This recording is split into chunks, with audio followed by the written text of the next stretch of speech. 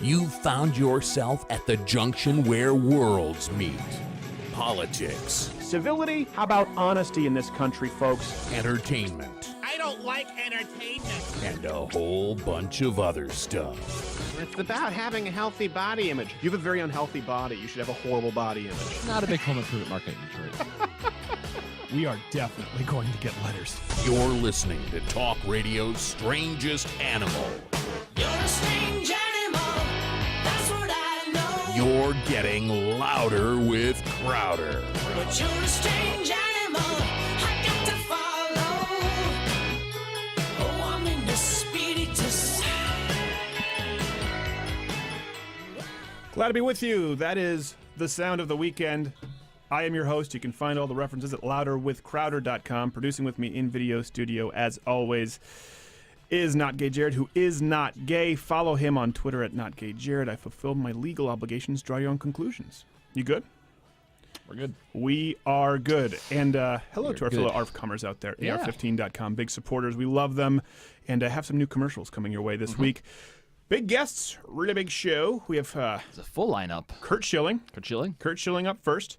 Then we have Sam Kendricks, the viral sensation pole vaulter, bronze medalist for the United States, who, well, you know what, can we run it? Do we have that clip? A quick, 10-second? We don't have the clip. We don't have a clip. Viral sensation who dropped his pole in the middle of his practice run because the national anthem was playing, and he sat there and put his hand over his heart and honored it, and by the way, an Army reservist. So great guest. Then who? Ann McElhinney? And McElhinney. And McElhinney to talk about Hillary. She had a play regarding Hillary Clinton with actual transcripts, I think, from the FBI investigation. We'll ask her. And John Nolte, formerly of Breitbart. Right now he's kind of a freelancer and a big Trump supporter. So big Trump people, actually, Curt Schilling and John Nolte. Yep. And we'll let them kind of lay out the case for the Donald. Make it be known. Make it be known. Speaking of which, we don't want to get into it too much, but obviously the big news story this week is Donald Trump. People are a little upset with what they perceive as a flip-flop on immigration because he said no amnesty, none ever announced. Maybe a little. Maybe just a little Just a scotch of amnesty. Just a scotch. Now, I understand where he's coming from with this, so you guys can, we'll talk with Curt about it. We'll talk with John Nolte about it probably more so. Curt is going to be running against Elizabeth Warren. I want to get the skinny on that. That should be hot and exciting. I want to get the Native American skinny I just on hope, that. if he does, I just hope he just destroys her. Obliterates her. You know, Donald Trump is now saying, well, maybe we can work with them if they pay back taxes. He said he's going to do very similar to what Obama and George Bush have done, which have been immensely popular. Yes, which is further to the left than what Marco Rubio has done, and certainly than what Ted Cruz has done, where they were a little harsh. Here's the thing. I hope this is a misspeak. I hope it's not a pivot, because I've always said this about the one thing I liked about Donald Trump. I don't think he's going to get Mexico to pay for the wall, logistically, but I like that he's been bold enough to talk about illegal immigration and say no more. I've done that on this show for a long time because my mom is a legal immigrant. She was on this show, and we borderline had to pull her back because she gets pretty harsh on the subject of illegal immigration. Should pronounce it illegal.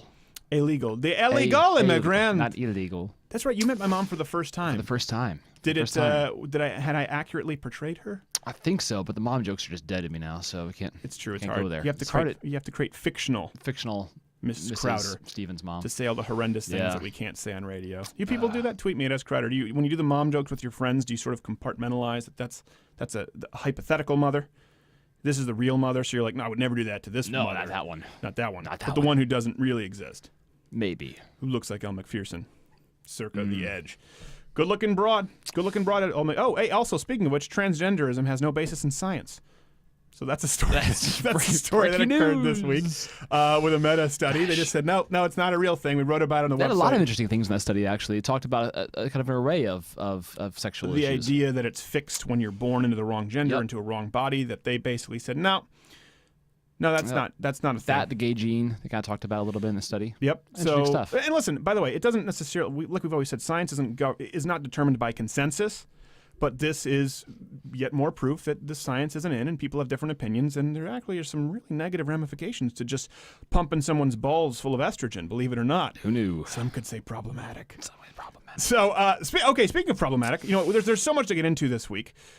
This was the one thing that blew up. We got it a little earlier than other people because my brother went to UT, so I actually subscribed to a lot of the local Austin news feeds. You know, in Texas now, you're allowed to carry up. Why are you smirking? What's that little crap? It's just when you know where the story's going, everything's a pun. Everything is just All ridiculous. right. So back to you, Steven. We have the video. Pay no mind. And you're allowed to conceal carry on campus now in Texas, right? That's the state law. Some social justice leftists were upset. Therefore, dildos. Let's roll the first clip. We want everyone to get a dildo. The New Show Texas legislature, we do not agree to this. Who wants a dildo? If this makes you uncomfortable, what do guns make us feel like? A retarded person? I'm going to go with that one, too. A very unintelligent person? Okay, let me set it up for you. They were saying because it's illegal to display sex toys, but not a gun in Texas. No, there are plenty of sex shops in Texas. You're just not allowed to have a bunch of adult paraphernalia out in public in front of children. Obviously, they don't really care because this occurred. So they're thinking, we're uncomfortable with guns, therefore we're going to pass out these dildos. It gets worse, and then we'll get into the meat. Roll the next clip. There's no way to tiptoe around this. Not gay, Jared. No way to tip it. Why do we need guns in our classrooms? Guns are literally boning our education. Woo! No, you literally need to go back to remedial English because guns are not even figuratively boning your education. What is this? These are the kids of higher. Guns are literally boning our education. What? What is that? What does that even? I don't know what that means, but I know that it's incorrect. So this is what's happening with the left. We have how many more clips do we have with this? We got 2 more. Okay, we have 2 more. You know what? Let's roll a couple more because there is something important, a macro here, a through line, if you will, to get to. Let's roll the next clip. Vibrator. Zip time. Vibrator. Hey, you guys go. Yes. All your friends are strapped up. Put them on your backpack. Put them on your friend's backpacks. We love that you're all out here participating in the discussion about Texas laws. And we need you to continue to make noise. That's all these people do is make noise. Make noise! And they photograph it to make it look like there's an actual crowd there. Here's what's important for people to know. We write a lot about social justice warriors and leftists, and the beauty is here, the pendulum is swinging. These people are losing. There is a silver lining. Politically, it looks grim for the United States right now. But people see these videos. They see these stories. They get no interactions. Nobody likes them. There's maybe about a dozen people there, maybe 24 people, call it 36, who are running around shaking dildos to protest guns because they think that's effective. And they're screaming, and they get the headlines. But guess what? All the other 50-something thousand students at UT are just walking around them. If it were a couple hundred there, it would still be a fraction of a minority of people. Exactly. It is an incredibly small minority. And by the way, many of those other people at UT on campus might vote Hillary. They might vote Bernie. But they also know that this is patently absurd. They also know that these are very unintelligent people. They also know that these are professional protesters. It's like when you go back to the 60s and people think it was flower power, the hippie era. Nobody liked them. The top albums were show tunes. It wasn't the Mamas and the Papas. It wasn't everybody wasn't smoking grass in Woodstock. People didn't like them. People wanted to go to class. It's the same thing here. It's why Chicago, was it University of Chicago? I believe so. Here we go. I have it. University of Chicago said, hey, no trigger warnings, no safe spaces here. They are trying to socially engineer kids right now in college. The elite, the selected elite are trying to decide what's good for the collective, and individuals are rejecting it. And there are more individuals rejecting it than the group they thought was the collective. So it's important to see this and not get lost in the shuffle and think, oh my gosh, this is what's happening. These are all students. Most of them aren't. It's a very small group of people. We have to address it because it gets all of the headlines because of a complicit media who wants you to they want you to become complacent, to think the country is gone, that this is how far we are, and there's no way we can right this ship. Let me give you an example. I was over there when we were up north, that breakfast spot, you know I like? Yeah, delicious. Yeah. Matter of fact, good old one eggs of those and guys, Benny. Brian, listens to the podcast. Thank you. He, down there at the Roadhouse. So a girl was serving us. I love her. Name is Kelly. She's wonderful. Fantastic server. And she was wearing a sweater. And I said, hey, I love the Bill Cosby sweater. It was kind of really hyperly designed.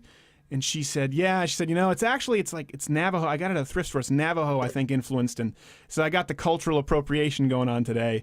And we all laughed. Everyone in the diner here laughed. Probably about 10 people. We laughed. And there was another server who said, oh, no, I said, well, I think that the Navajo now, they wear Calvin Klein and Levi's, so we're fine. Everyone laughed. And the one girl goes, no, that's not okay. Cultural appropriation is not okay. This is one person. By the way, the girl who's wearing this sweater, tattoo sleeves, total hipster, bleached hair, you would expect to see her at a punk rock bar. These are not conservatives. They're all laughing at our cultural appropriation jokes. This one other server, who's nice, I like her. No, that's not okay. My wife, God bless her, happy anniversary, sweetheart, looks down and goes, I go, what? Unshaven legs. The girl who was offended at cultural appropriation was unshaven legs. So this is the the moral of the story is look before you assume that this person is mainstream. If that's an Aesop fable, the one person who actually was invested in this idea of cultural appropriation was offended was the girl who didn't shave her legs. I'm guessing Pitts was not wearing a bra. Was definitely not wearing a bra. So it's important to know how many girls do you know who don't shave their legs or pits? Probably not very many. How many do you know on campus? Probably a lot. How many who go to the Grateful Dead concert? Probably more. And they grab the headlines. But even in this little spot, this little hip breakfast spot, everyone was laughing at the idea of cultural appropriation and how silly it was. The only person who was making a scene was the one with unshaven legs who thought it was offensive. That's where we are, and that's why it's important to push back and point out the absurdity and laugh, because most America, including liberals, including leftists, okay, it's important to note that not all liberals are social justice left. It's mainstream in the Democratic Party. It's mainstream in the media platform, but it's not mainstream in the United States. So you don't need to accept that. You're among the other 10 people in the diner who do shave their leg, or maybe not. Well, if you're a guy, it's a different situation. We'll get back to I don't know how to pivot from this with the dildos and the shaved legs. Pivot. We'll be back.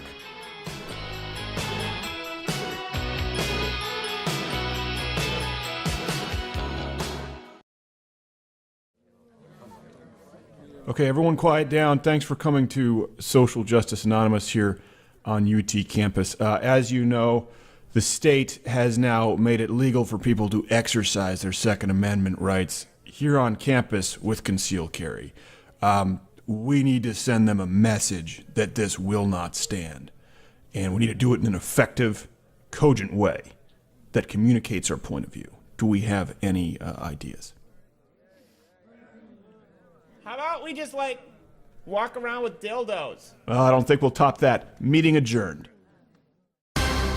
Hey, Jared, what are you doing? Shooting bad guys. With what? By AR-15. Where'd you get it? AR-15.com. Enunciate it more clearly so our audience can hear. AR-15.com. That's better. They sell guns now? Yeah, they do. Are they any good? They're the best. Where from? AR-15.com. Kapoo. Kapish. You really make that sound? Didn't have the budget for sound effects. Kapoo.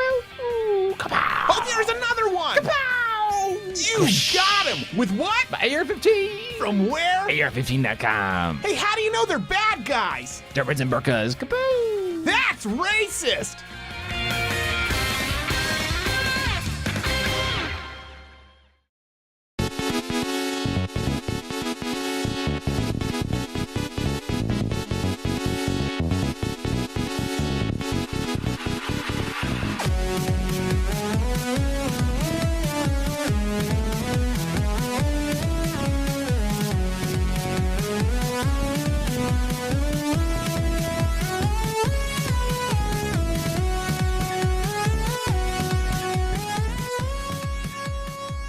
Glad to be back. Up after this break, we will have Curt Schilling. Curt Schilling, I'll talk to him about. My cousin was saying, make sure you respect the man. He's one of the best players ever. I had no idea. I don't follow the baseball. Yeah, just no big deal. No big deal. I'm a man. I'm a grown-ass man, and I don't follow hobbies. Send your hate mail to @NotGayJared because he's the one who actually really hates baseball and team sports. I don't know why. Sure. I don't know why. So we did this piece last week on Amy Schumer, the rape situation at UCB. So there's been a lot that's been happening in the news. I want to get to the Trump stuff. Well, we'll talk with Curt more so about his run. We'll talk with John Nolte on the Trump stuff. Did this thing on Amy Schumer last week in the rape situation of social justice warrior leftists who are encouraging rape culture by being complicit with the hashtag movements and not notifying the proper authorities. I think somewhere in there, I may have taken some jabs at Amy Schumer's physical appearance? That's surprising. That doesn't sound like you. It doesn't sound like something I would do at all. And so I got some comments and emails saying, hey, why do you feel the need to slut shame or fat shame? Why do you do this with your audience? Here's the thing. There is no slut shaming culture. There is no fat shaming culture. People need to understand this. They throw it out there because you make a joke about Lena Dunham being unattractive and fat. The reason someone might slut shame Amy Schumer, remember she got so mad when a fan came up and took a picture, said, hey, spent the night with Amy Schumer, but that's not the first time she heard that. And she's going, how dare you call someone you don't know a slut? It's not slut shaming. It's a reaction from the public to someone who has made their entire living off, set your stopwatch, someone who portrays himself as a slut. Her whole thing is, I get so drunk, I don't remember who I slept with. Oh my gosh, look at me, my diaphragm fell out. That's pretty much her shtick. I think she can be funny sometimes, but that is her bit. That's her act. It's like Senior Winston, tonight, only it's a vagina. That's Amy Schumer's bit. Do you know Senior? You don't even know Senior Winston. So it's a reaction by someone saying, okay, you're portraying yourself as a slut. This is your shtick. I'm going to go along with it, and now I'm annoyed with the sluttiness. You don't get to be offended that someone thinks you're slutty. Lena Dunham has openly talked about and has stood before dozens, let's be honest, maybe not thousands, and has said, our show was designed to, I really want to push this idea, the boundaries of what people think is traditionally beautiful. Okay, do that. But you don't get to be offended when people have the gall to insinuate that you are not traditionally beautiful. And it's because you've made your career, or like a Tess Holliday. Remember that oversized model who we talked about? Oh, Lord. Can't forget. I don't dislike fat. This isn't fat shaming. It is a reaction to someone demanding that you praise their body. Saying, hey, look at me. I am proud of my body. And people saying, well, maybe you shouldn't be proud of your body. It's a reaction to you making a living off of your body. This isn't, if Amy Schumer were your barista at Starbucks, right? You wouldn't walk up to her and go, listen here, you little Stay Puft Marshmallow looking whore. You wouldn't do that because you don't know her. But if she was at Starbucks saying, oh my gosh, I slept with a bunch of guys last night, testing out material, you'd probably say, hey, my barista's kind of slutty. I never knew that about my barista. I don't know if I want her touching my cold brew. Same thing with Lena Dunham. Listen, by the way, with Lena Dunham, my criticisms with Lena Dunham are not based on the unkempt, self-admitted, filthy exterior. It's everything that's inside. It is the soul of Lena Dunham that I have a problem with. It's just easy to also, it happens to be wrapped in a package that's... It's all disgusting. Well, none of it is good. So, and no guy, by the way, it's not because you're not traditionally beautiful. No guy says, well, unless you're like, what, a guitarist, a bassist for fun who is in desperate need of a beard, no one is interested in someone like Lena Dunham. And here's the deal. What really bothers me with the slut-shaming and fat-shaming thing. Just because you feel as though you're a more victimized class, you don't get to have the corner on it. So a good example is I was just at a mall recently. Lane Bryant. They have one of these plus-size models now.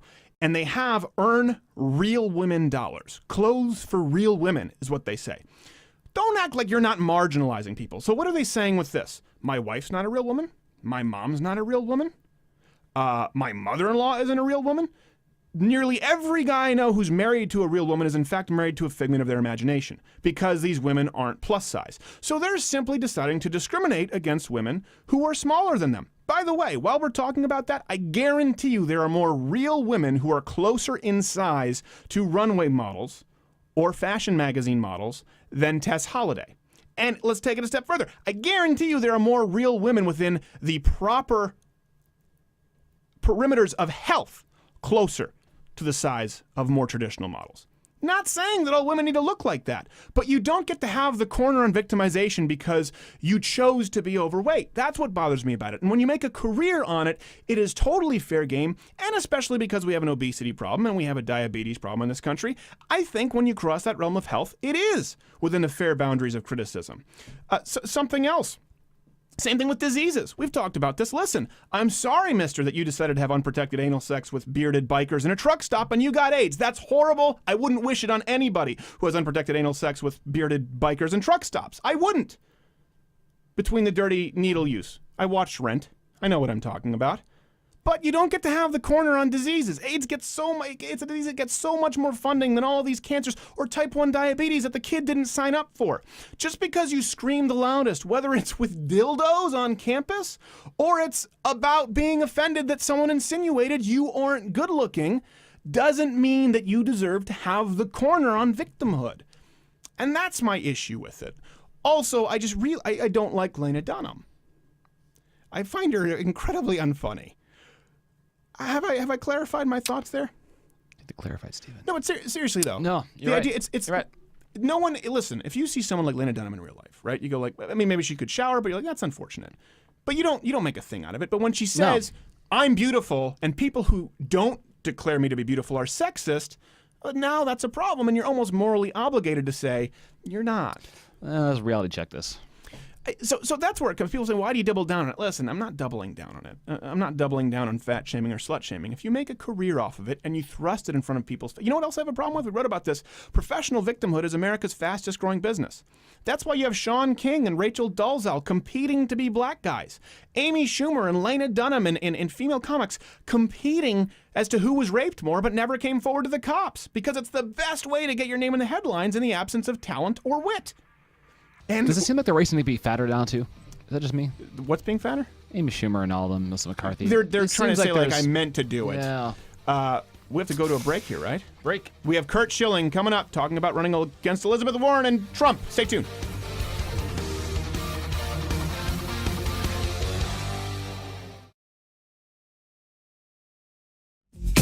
This month, in her new comedy special, Amy Schumer's Offended by Everything. So then he looked to me and he said, I bet I'm not the first guy to be here before.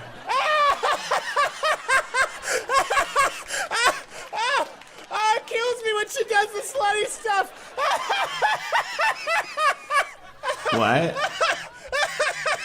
When you do the slutty shtick. That's my favorite. Are you implying I'm a slut? No, I mean the joke you just did was funny. So are you slut shaming me? What? That's really offensive. But aren't you a comedian? Stay tuned for more Comedy on the Cutting Edge.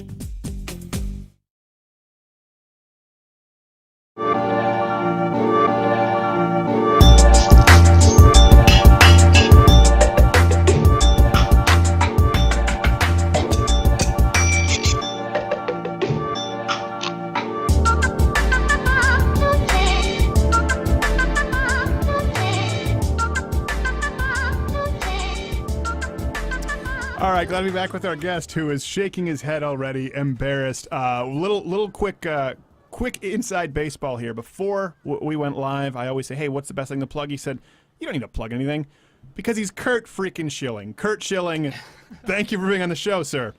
That was horrific. It was terrible. It's really hard to sit through that 12.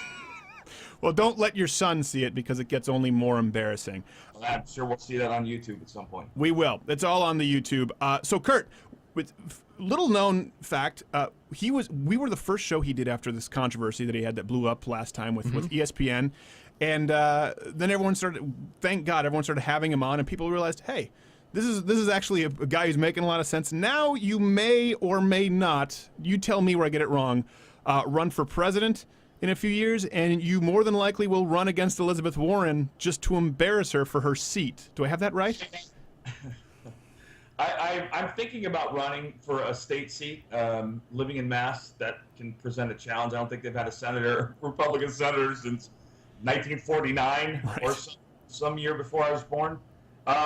Yeah, I'm contemplating that part, and if Hillary ends up somehow criminally stealing an election, then maybe I might ramp up the White House run. I don't know, but I want to get involved. I'm tired of watching people sit around and talk and not actually do anything, and because I'm in danger of being one of those people. So if I'm going to keep it up, I'm going to probably try and step on that stage and go up against Hiawatha. Well, the Land O'Lakes butter lady. You're an accomplished. It's funny. I talked about this when you came on. I don't follow baseball at all. I'm not going to lie about it. My cousin talked to me. He actually coaches college baseball. He said, "Do you realize that you were talking? Do you know who Curt is?" I'm like, "Yeah, he's a great baseball player." He goes, "No, you don't understand. He's like top 5, top 10 ever. Do you understand?" He's like, he goes, "Wayne Gretzky." He goes, "Yeah, sure, Wayne Gretzky." He was like, "Gordie Howe." He goes, "He's that in baseball." And the people were infuriated that I wasn't giving you your due. So I am now.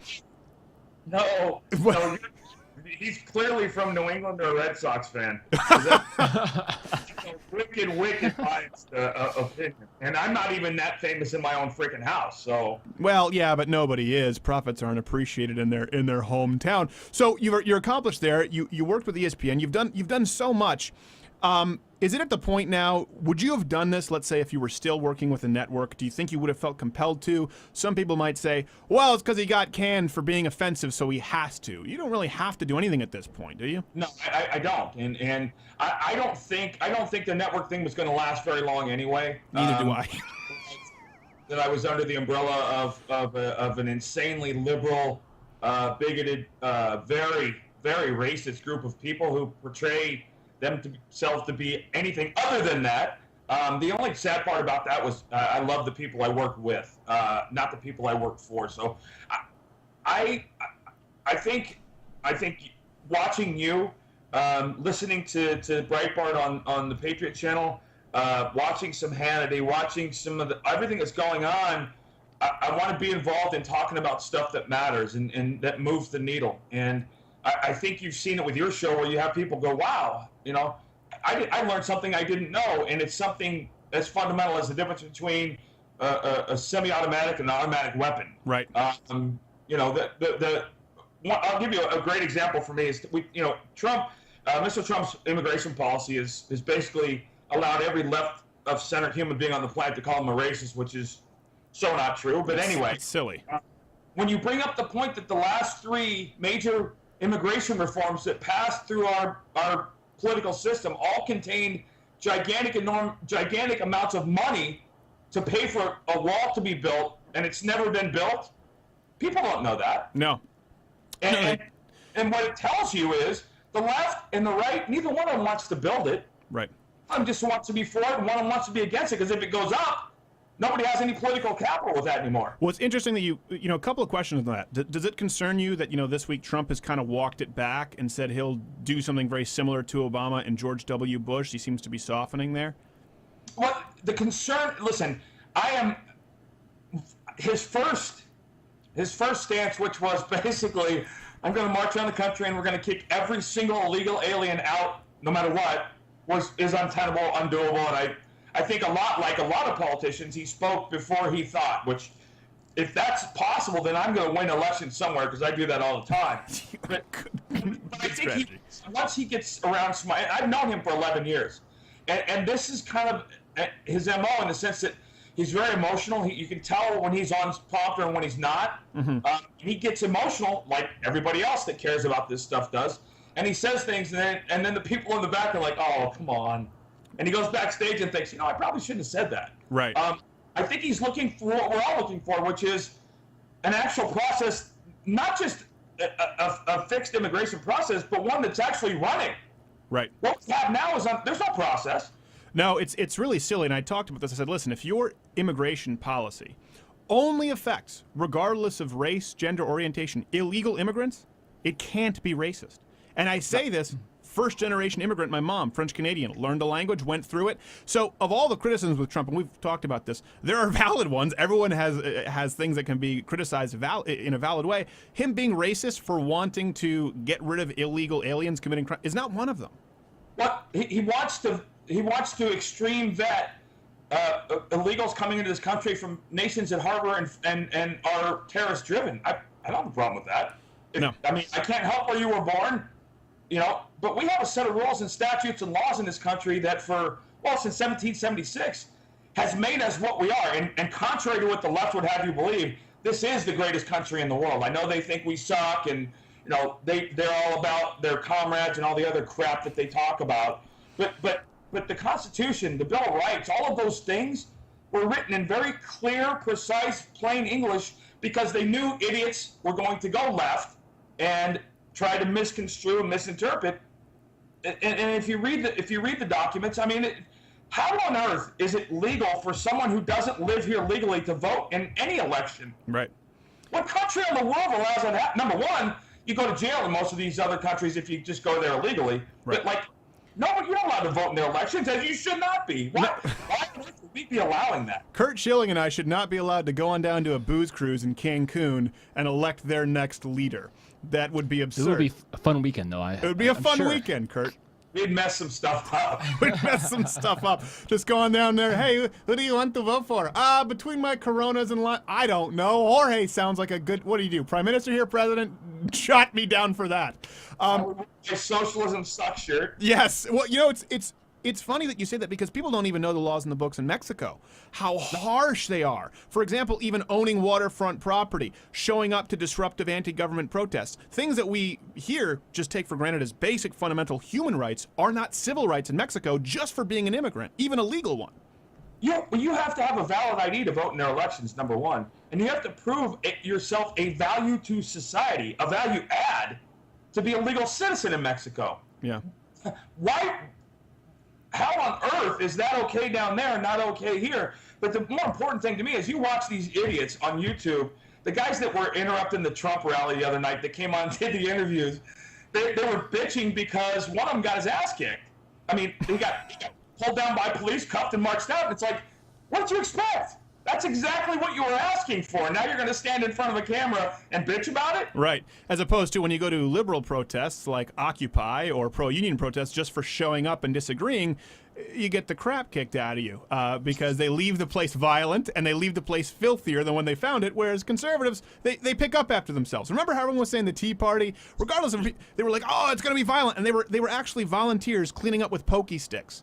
Well, here's your next YouTube video. Go to an Occupy, go to a liberal rally, and just like you do in the college campuses, ask these people why they're protesting.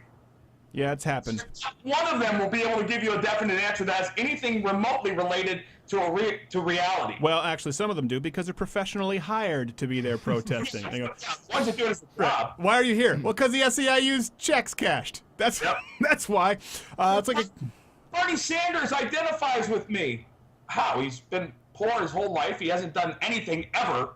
And he's vacationed in the Soviet Union. What part of that do you identify with? Well, now he has a third house up there, up the lake in Vermont, which, listen, you know, the funny thing is, I don't begrudge anyone for doing that. It is just the blatant hypocrisy. I think people are understanding that with Donald Trump, with really a lot of the Republican candidates. I think Carly Fiorina did a very good job of exposing it because she's looked behind the curtain. She's super wealthy, and she was saying these people are pulling the strings in an unfair way.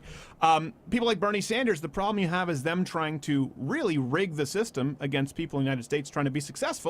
And they're successful, ironically, at the expense of you and I, on the teat of the government his whole life. That's the issue. And I think a lot of people, like you talked about, I hope to see you make some headway with what you do, because a lot of people, even on the right, they're professional talking heads, they're longtime politicians, they get a job on cable news, and their opinion is about as valid as Bernie Sanders.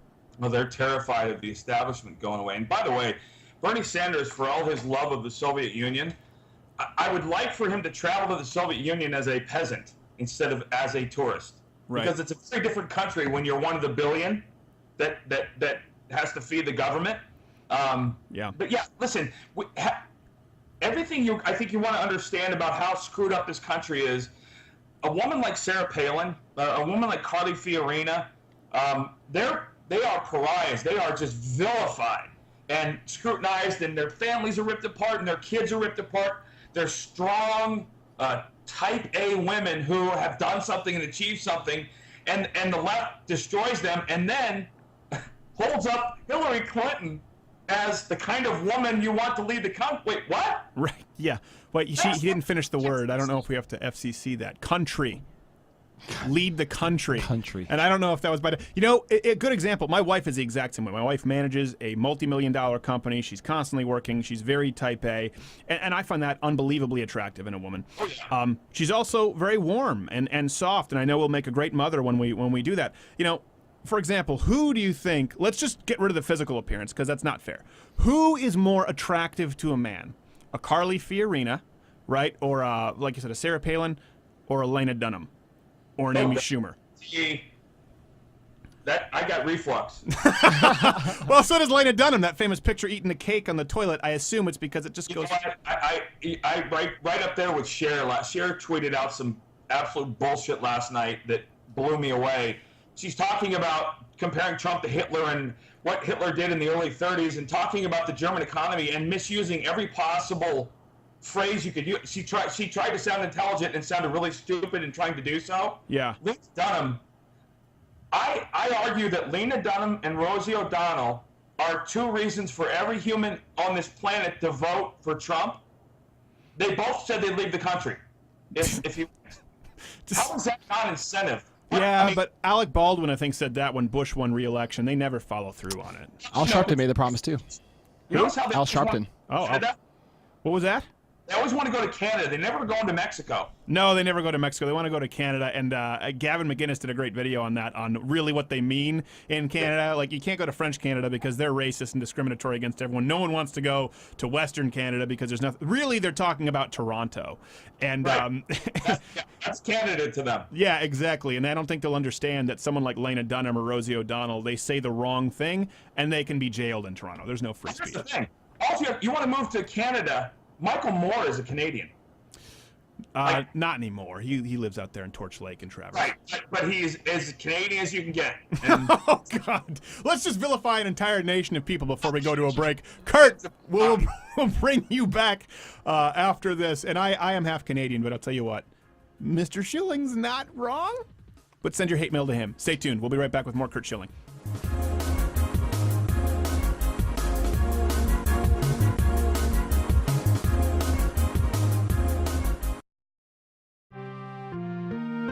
You're about to catch the news just in the nick of time with Nick Nolte. I just want to relax with a glass of scotch. Kimmel. Funny bits with Matt Damon. They put him on an apple box. Hot damn. Oh, hell, it's unwind at the end of the day. Instead, I tune in. I get Hillary Clinton. Oh, God. Opening a jar of pickles.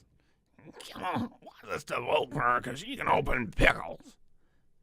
George Washington ended the Revolutionary War. Abe Lincoln freed the slaves. Reagan, you got the Cold War. Hillary opening a damn jar of pickles. I'm not voting if your biggest qualification is opening pickles. You know who else can open pickles? I can open pickles. Anyone can open pickles. It's not hard to open pickles. That was news in the nick of time with Nick Nolte. You're a strange animal, that's what I know. But you're a strange animal, I got to follow. Oh, I'm in the speedy. Glad to be back. Our guest does not like our dancing, but screw him. Because he thinks what he can throw a ball and he has the right to tell us what to do. How dare you, Curt Schilling? oh my God, that was horrific again. Well, this is the show. See if we just lower expectations every time. Hey, speaking of which, so you've been going back and forth with my producer. Tell us a story about how you've not gay Jared and your personal telephone.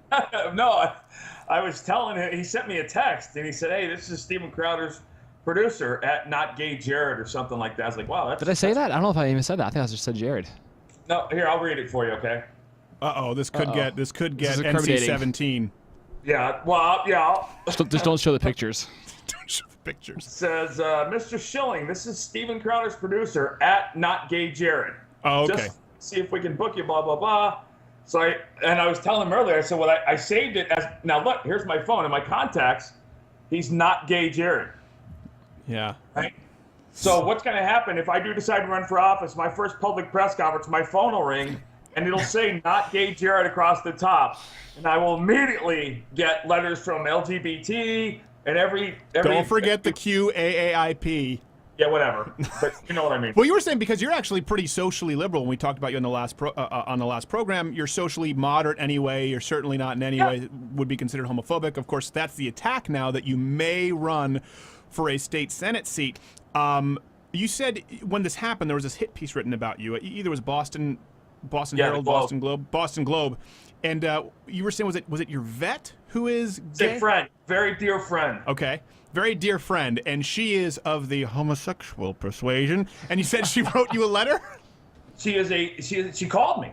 She's a very dear friend, and she called me and said she was so upset because she didn't understand how someone could legally do and write what they wrote, knowing full well none of it was true. And you know, an incredibly brilliant woman, like I said, a very dear friend, and I had to explain to her, and I was like, you know, don't worry about it, Bliss. She's like, no, I'm pissed. I want to write a letter, you know. But that's, you know, and I'm sure you run into this as well. I tell my kids, don't ever try and live your life to make people that don't know you like you. It's a good, you know, it's even amidst how caustic you can be, and this show can be, that is actually very good advice. Well, but here's the thing. Socially liberal, I'm a Christian. I believe in the bonds of marriage and all, but it's not my place, nor do I believe it's the federal government's place. Right. To be involved in that stuff. We are smart people. Let the states decide who, what, when, why, and where they want to do things. Right. I don't need anyone in D.C. to debate on who should pee in whose bathroom. Well, yeah, the thing is with that is because there was a city ordinance, right, in Charlotte, and the state had to come in and say, well, listen, you can't file these suits or complaints against businesses if they don't want, you know, trannies in the ladies' room. So there's a little more to it, but I agree with you. You know what you just said about states, that's always what I've meant. I don't think marriage is a fundamental human right. You know, we're not talking about civil rights. I don't think it's a human right. It's a contract into which two people enter willingly, and states constantly have the right to determine the ins and outs and the nuances of those. And I think what you said is perfectly fine, and it's perfectly tenable alongside also if a bed and breakfast in a state doesn't want to cater to a gay wedding, they don't have to. Well, but it's almost now we're getting to a place where the left wants to make it legal that they would have to. Exactly. And that to me is absolutely terrifying ground. You know, I talked about running for the Senate, and a lot of people in this, you know, have said something about, you know, what's your stance on gay marriage and X, Y, and I've tried to explain to these people, excuse me, a senator is someone who represents his constituents or her constituents in D.C., takes the concerns of the people that vote and live in the state that they represent and brings them to D.C. And I think a really good case is Elizabeth Warren and a lot of her friends are all about free public education. They want free college tuition. And I ran the numbers, and it's first of all, we have a $38 billion budget in Mass. And you're talking about an extra 15.3 billion every 4 years for the 29 public schools that school 191,000 students. Now, add on top of that, how many kids are going to go to college who wouldn't normally go, but hey, it's free. Right. And you've got a runaway train. And many of them shouldn't be, and there's nothing wrong with that. Absolutely. But here's the problem. When you take that national, you're looking at, I think the number was $1.3 trillion every 4 years. And again, how many hundreds of thousands of more kids are going to go to college because it's free, not because they want to go, but hey, it's 4 more years of life. I don't have to pay for anything. So let me laser in on this because you're talking about it, and now you're getting very technical. You're throwing some numbers out there, which I think will probably surprise a lot of people. Let's say you go up against Elizabeth Warren and you beat her worse than her people scalped other Native Americans before we ever got here. Let's say that happens. What does Curt Schilling do? What does that look like in office? What's the first thing you do? The first thing, again, it's not an office for me to decide what I'm doing. A Senate seat your job is to represent the people of Massachusetts. What do they want done? What's their number one priority? Is it immigration? Because the governor handles the state budget and the fiscal financial world that is Massachusetts. And I think Charlie Baker's done a good job. He's a very dear friend. I think a lot of people on the right are really pissed that he's gone more center, but he's the most liked governor in the country, so he's doing something right. Right. But the Senate is it's a bigger picture thing, right? I mean, I'm not going to go and have a bathroom law changed in Massachusetts. I'm going to take the constituents of Massachusetts' concerns to Washington, D.C., and that's where I think, first of all, I don't know how much you know me, but I have absolutely no idea being the fly in the ointment, no problem being the fly in the ointment. I'll sit in a room full of people who say, yeah, I think we should do this. And I'll say, well, bullshit. I don't think we should. Well, you know what? That's when I know you're a Trump guy, but you know who's done that better than anyone and has the highest approval rating of people who voted for him is Ted Cruz. He's basically said, I'm going in, and what I'm mostly going to do is say no. And that's what he's done. And, well, hopefully so Curt Schilling would be similar to Ted Cruz maybe in that regard. But you have to get stuff done. And if you look at Elizabeth, Senator Warren's record, she's got 5 or 6 bills that are in introduction. She sponsored them. She didn't actually author them. I know she got three things definitely passed. She got a day to recognize the 2013 Red Sox as world champions, which they were anyway. She got a day to recognize the New England Patriots as Super Bowl champions. Well, we have to let you go. Wrap it up. We have 2 seconds. She got a bill passed to get a chair put in the House building to represent POWs. Well, okay, so there you go. But I tell you what, come on back when there's more developing. I would love to see you run, if only for the entertainment value, and we will cover it as close as can. Curt Schilling, legend, and good guy to have on the show. Stay tuned, everybody. We'll have, who do we have next? I don't know.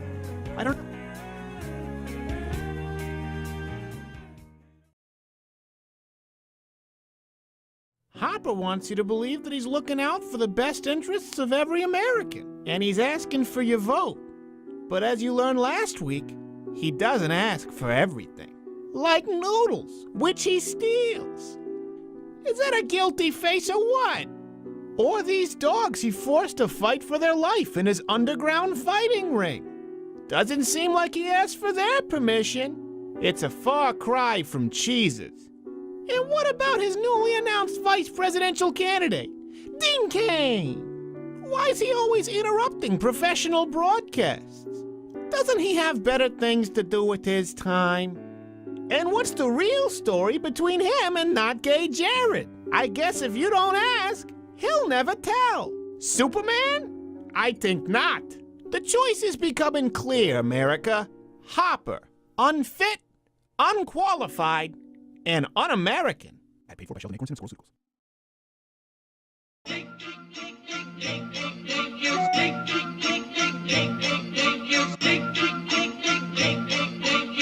Get excited. Here we go.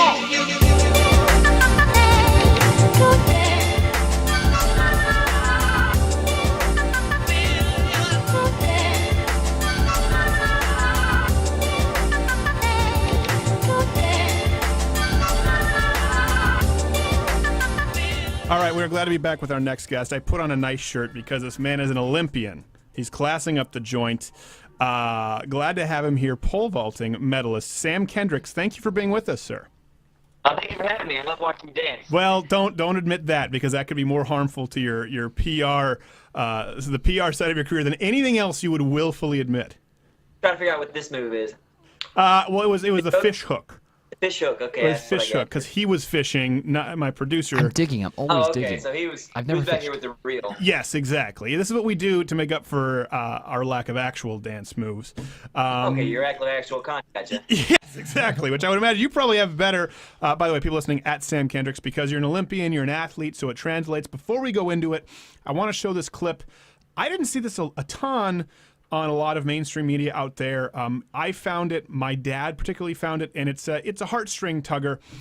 This is Sam Kendricks amidst one of his runs at the Olympics in pole vaulting, and the national anthem was playing. Let's just play it. It's better than I can describe, and then we'll come back.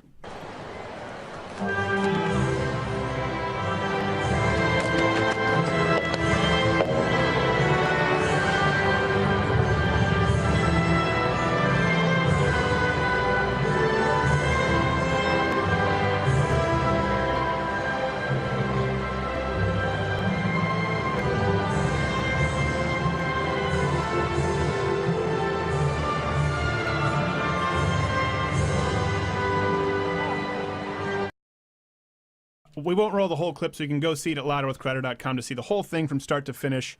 For those listening terrestrially, was running up, pole in hand, which, by the way, terrifies me, those things. Oh, yeah. It looks like such a weapon.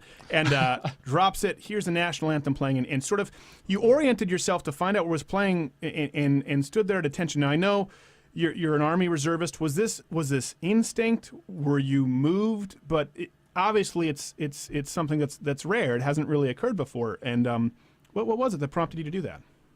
Well, it's kind of second nature to do that sort of thing. Any serviceman or woman in a similar situation would drop into a position of attention whenever the Star Spangled Banner Reveille or Retreat was playing. Usually they only play it at the beginning of baseball games, on base at morning and evening, or on special occasions. But you stop what you're doing, you render respect unto the flag. Mine was just a little bit in a more of a more tense situation. So well, I I was think going that's to say, why. if that's the case, you're probably inside. You were a little pissed. Like, what are they doing? This is in the middle of my Olympic run. This shouldn't be happening now. No. Well, see, as an athlete, you tune all of these outside stressors out. You turn it out. Sure. Don't even look at the crowd. You don't listen to the booing in the stands. It's just what you do to focus. But sometimes you can't focus through what's happening that's close to your heart. And so when the national anthem starts to play, okay, simply what is my first instinct? Find my position of attention and find the tallest flag. The tallest flag at that point, jumbotron. Now, really, you're supposed to fix the raising flag, but it was my first time in the stadium, so I didn't know where it was. So Right. you do a couple facing movements, which is perfectly fine in order to find the correct flag in order to face it and render the correct respects. Right. Well, geez, I mean, for crying out loud, it makes me wonder, well, what are those other Olympians doing? This guy was in the middle, pole in hand, and stopped and looked. I'm going, wait, hold on a second. What about the rest of you guys? I guarantee you the song was playing while they were up there. Did it, because you won bronze, and did it affect at all your score? Did you get to run again? How does that work for people who don't know? And for reference, most people don't know. I'll give you a little insight. The pole vault competition, just like any field event, has a warm-up period. And this particular instance happened during the warm-up period when my friend Michelle Carter was being presented her gold medal. Generally, any serviceman or woman would say I need to be more attentive and have my head on a swivel. But like I said earlier, you need to focus those things out. So when the Star Spangled Banner happened to play, it was just I was running down the runway, and everyone got quiet, and the Star Spangled Banner started to play. I turned around. It did not affect my competition, other than I wasted a little bit of energy. But we trained for years and years to have excess of that. Yeah. So. I can imagine. So you were in Brazil, right? Now, Brazil is an incredibly nationalistic country for people who don't know. When foreign teams go in, whether it's fights or soccer, they actually chant that they will kill them. Like, this is a very common Brazilian chant. Did they embrace your American patriotism, or were they a little bit perturbed? Yes, I was really very well received by the Brazilian people, just on a basis that I'm a friendly ambassador. I know their best vaulter, his name is Thiago. He was actually the champion, the gold medalist, the first gold medal from Brazil for that whole Olympics. Oh wow! And I'm good friends with him. I was the best ambassador I could be when he set his personal best for the gold medal. And if you can just go on my Twitter or Instagram, you can see all these Brazilians that have been commenting and say, "Hey, thank you, come back to Brazil," which I thought was very sweet. We definitely did see that certain focus on their nationality in the pole vault competition. My French friend was actually booed on the runway and on the Olympic podium. And I don't think they realize that that's not supposed to happen at track meets, and especially at the Olympics. You're really supposed to uphold that Olympic spirit.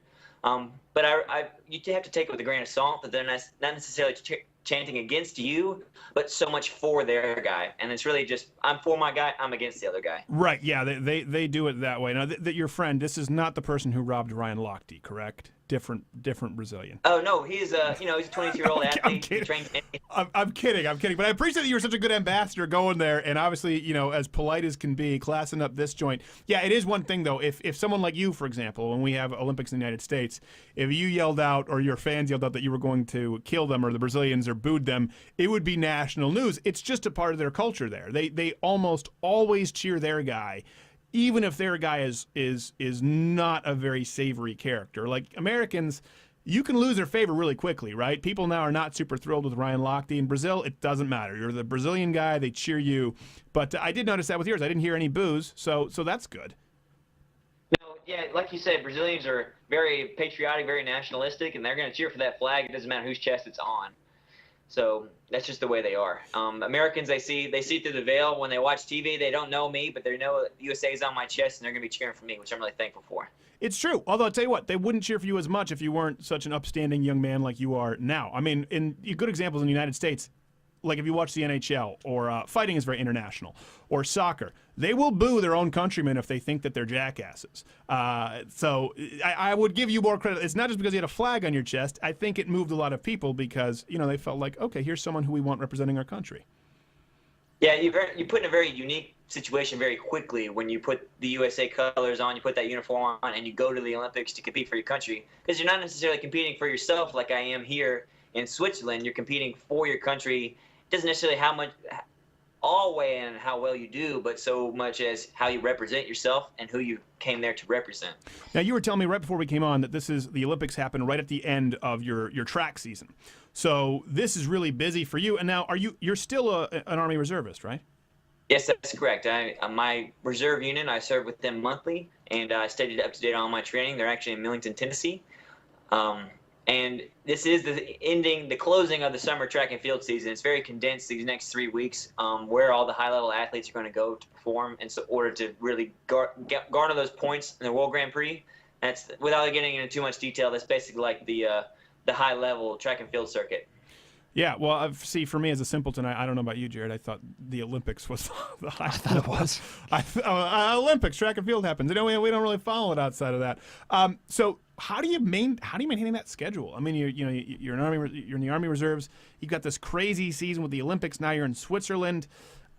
How is that possible? Or are you just going to be? Is there going to be a doping test that comes out and says, well, that's why he was a cyborg? That's a good one. I can appreciate that kind of humor.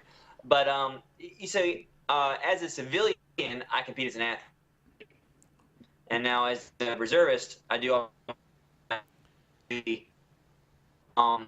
Oh, I think we're losing him a little bit because he's over there in Switzerland. Hopefully, so on the side. So as long as I stay on my duty, Oh, I think I'm hearing that just because you're over there. You're over there in Europe. See, they're not as on to the internet as we are yet here. Let me hear you again. Sorry, I think I missed you. Well, as I was saying, you have that unique position, and this track season is something that has to close up by the end of the year. Everybody's going to go compete at their highest level and try to really up their standing on the world stage. At the Olympics is where everybody watches, but the World Grand Prix is where really athletes make their bones and not necessarily compete for their countries. Sure. Well, I would imagine that's the same thing, like with World Wrestling Championships or like, Kayla Harrison World Judo Championships. You look at and sometimes you have these people who perform really well on that stage and then they miss it by just that much in the Olympics. Do they carve out anything for you, in the Army Reserves? Do they say like, okay, listen, this guy's an Olympian. He's going to the Olympics. He doesn't need to do the full pull-ups, push-ups routine. Let's make him exempt from that. Do all the other stuff, but let's not feed him from the mess hall, and let's let him do his training and still serve the country. Or are you just another soldier when you're out there? Well, as an officer, I certainly do things in tandem in order to stay up to date with all my training and whatnot. I always have to have that maximum PT score just to be a good representative for my unit and those men below me. Sure. But my unit has given me a lot of leeway in order to travel, because they know that I'm also representing the Army, United States Army, wherever I go. They know that we want you to grow a great image so we can use that image in the future. That's part of my job right now. Absolutely. Yeah, I think that's important for people to note. I mean, that's why we covered this story on the website. It's louderwithcrowder.com. I really suggest people go watch the full video. It is touching. The first time you watch it, you're going like, wow, this is a moment of genuine, just unbridled emotion and patriotism. And sometimes I think we look at these athletes, we see them on TV, and we think, like I said, we think of them as robots. So Sam Kendricks, at Sam Kendricks, we're glad to have you representing our country, representing our military. Thanks for coming on, brother. We really appreciate it. I really appreciate you taking time to deal with me and my Comcast internet. No. Comcast could be a sponsor for you moving forward. You don't know. You don't want to just narrow it down to Verizon or, God forbid, Sprint. So Comcast, just say European internet. Yeah, it's all T-Mobile over here. There you go, exactly. Sam Kendricks will be back. Everybody stay tuned and go watch that video. He's worth your time.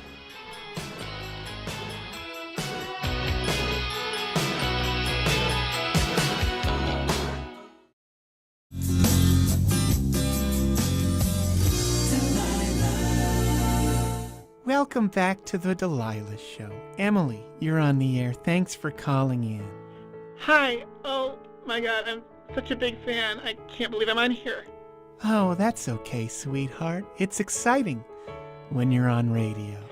Yes, okay. So, I didn't know who to call, but I have a problem with my boyfriend. Well, we all have problems in relationships. The key is to be grateful for what we have. Yeah, and I feel like we've always had this connection, so maybe you could help me. Of course, I'll always do my best. So it started after our 5-month anniversary, where I thought that maybe he was cheating on me. Sometimes there's always enough love to go around. Right, but they were ill-founded, and I realized that was just me being paranoid. Now see? You don't need to jump to conclusions. It's more important that you always love yourself. Uh-huh, right. But then he started locking me in a closet for days on end and beating me without mercy. What was that? In a closet, and would beat me with a bamboo rod that he picked up on a business trip from Bangkok. Well, sometimes it's unfortunate, but one of life's little ironies that we hurt the people we love most. He must love you a lot. Yeah, a whole lot. So, Emily, what can I do for you tonight? Well, the reason I'm calling is because he blocked 911 outgoing, so I was hoping you could call the cops. Oh, well, I can't do that because I have a job to do. But of course, I wish you the best, and I can soothe your worries with the wondrous sounds of Alison Krauss. You take care now. It's amazing how you can speak right to my heart.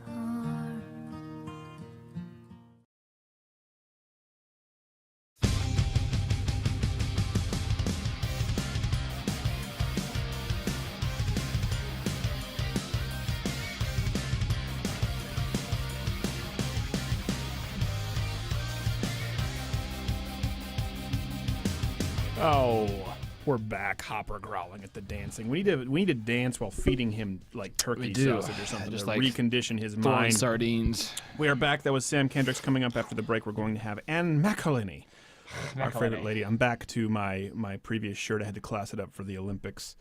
And people going, oh, was it a pre? Yes, it was a pre-tape because he was in Sweden, dummies. But we are live now. There was an attack in Belgium. Looks like it might have just been a gas leak, so our thoughts are with those folks out there. I'm going to really quickly read what's happening. Jared. Hey, Dean, listen. All right. My therapist had me drop these boundary things, like boundaries that you're, honest to goodness, you're not respecting it. So what I have to do is I'm supposed to tell you, which boundaries you're crossing, when to... I don't know how many more times this has to happen. I didn't think he was going to call me about that. Well, I mean, listen, we're always glad to have him on. He's a great guest. People love him, but this is a stacked week. Curt Schilling, Sam Kendricks, Anne McElhinney, John Nolte. I know. We have like twice we as don't many have time normal. Right now, I have to read the results. So, results from the poll earlier. I asked, what do you think of Donald Trump's recent immigration comments? About 1,000 of you answered, and it's split right down the middle. 31% said disappointed, 31% said you love it, and 38% said the media lied about it all! Exclamation, exclamation. I don't know that the media lied about this one. I don't. And I don't know exactly where Donald Trump is going with his plan, but I think people need to be honest about it. Praise the man where you can and still think critically where you have to. And if you were on board with never amnesty, getting rid of illegal immigrants, he's going to deport them. I think if you're being honest right now, you know that's not the case. And maybe this is him making a deal. Like he said, ask for something greater. Yep. And then just allow it to scale back. Maybe he planned all along to do this pivot. And far be it for me to say that isn't smart politics. Speaking of politics, we have this leader of the Populist Alternative for Germany party. I can't pronounce her name. Frauke Petri, I think. She talked about gun control in Germany. And she said, many people are increasingly feeling unsafe. Every law-abiding citizen should be in a position to defend themselves, their family, and their friends. We all know how long it takes until the police can get to a scene, especially in sparsely populated areas. She said this, we have it at louderwithcrowder.com, talking about how she was in favor of people arming themselves with guns and self-defense devices following a series of violent attacks here last month. You know, it's one of the ironies of the world that the Germans seem to make some of the best guns, but they don't really get to use them. That is sad. Think about it. The SIG is German, right? Is SIG German? I know Walther's German. Walther is, and then you got Glock, which is Austrian. Austrian. Well, don't say German. People get really mad about that. The same. Well, I mean, they all have the same policies though around there. Yeah, well, they all have the same policies. Yeah. So they make and they fine-tune these fantastic pistols that much of the rest of the world uses, and they can't use it to defend themselves. This is an important point. When people get mad, and I say, well, there's no free speech in Canada. They say, well, what do you mean there's no free? I mean, there is no free speech in Canada. There is no free speech in Europe. It's not protected. We had Christopher Titus on who said, well, can you give me an example of tyranny? Well, this is an example of tyranny with Germany. And let me explain this. Tyranny isn't always Hitler takes your guns away. It isn't always Stalin takes your guns away. That's not what tyranny necessarily is. Let's go back to even the United States, right, with Church of England. Let's go back to taxation without representation. Let's boil that down. What did it mean? It meant that they were paying into a system, that they were supporting a political system where they didn't even have a voice. They weren't represented. And that was the real reason, that was a big reason anyway, for the American Revolution. That was it was tyrannical enough that they wanted to put a tax on their breakfast drink of choice. So let's not act as though they'd be tolerating everything that's going on today. So it doesn't necessarily have to be Hitler. How is this tyranny in Germany? Well, let me tell you how. You have the selected few, the elitists, the Angela Merkels, who are deciding what's good for the collective. Their duty, their job there is to represent the collective. Really, the duty here in the United States is to protect the Constitution and the natural rights thereof, but that's not how it is necessarily in Europe. They don't have a First Amendment. They don't really have a Second Amendment. So the selected few, the elite, are deciding what's best for the collective, and they're doing it against the will of the collective at this point with the immigration, with a lot of their policies. And they're doing it while disallowing individuals from protecting their own rights. So let me ask you: is this tyranny when people say, no, we don't want an influx of immigrants. We don't want that. We didn't really get to vote on. I don't know how you feel about this. Boom, they're in your backyard, and all of a sudden you have record crime, soaring rape, and the government isn't doing anything about it because they're muzzled and they have to be politically correct. So And Sharia courts popping up next to your Walgreens. Sharia, yes, popping right up. Now you think it was bad when they burned down the CVS in Baltimore? Oh man. Right next to their... It can get worse. Right next to their Rite Aid, they have some imam saying, divorce, divorce, divorce, and some woman's destitute. It's pretty rough out there. It's a rough scene. So, immigrants coming in, crime. People didn't say yes to this. The representatives, the people who tax, without giving a voice to its citizenry, have decided, you know what, we're going to do this. And now the citizens are at risk, and that government is barring its own citizens from protecting themselves. So you could find yourself in Germany right now, in an area where a bunch of former ISIS fighters / refugees have settled down. They're raping your women. They're not abiding by any kind of Western civilization laws, by European laws. Let's call it Western civilization. Let's put it under the umbrella because I know people will get mad and talk about sort of dividing laws between different countries. They're not abiding by any laws that we know and care about in Western civilization. They're in your backyard. They're raping. They're committing crimes. They have their own system of laws. And the government tells you, no. You don't have the right to protect yourself. That's tyrannical. They don't need to go house to house and take all of your guns away. They've already weakened you. They've already removed your God-given right to protect yourself and your family. That's tyrannical enough.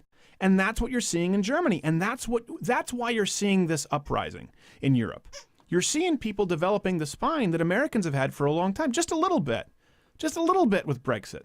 Just a little bit with people like this in Germany saying, no, you can't import refugees and tell us that we can't protect ourselves. No. This is a fundamental, a mammoth change in a mindset in Europe. Like France, banning the burkini. Mm-hmm. Listen, I'm not saying you should ban the burkini, but they don't have a First Amendment. The point there, and we wrote about it on the website, is the cultural shift of people saying, you know what, if they don't want to assimilate, if these people are coming over here, our governments are going to welcome them here and they don't want to become a part of a first world country. No. We're gonna have to step down on this. That's a big change. And it's tyrannical enough, and people are waking up to it. Speaking of which, Europe and McElhinney coming up to talk Hillary and fracking. I love her. She's just adorable.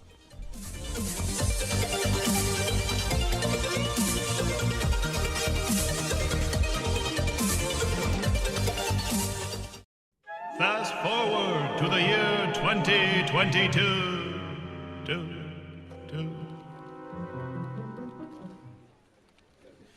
Okay, thank you so much for applying to Platt, Lou, and McDonald, Mr. Lochte. Yeah, that's right.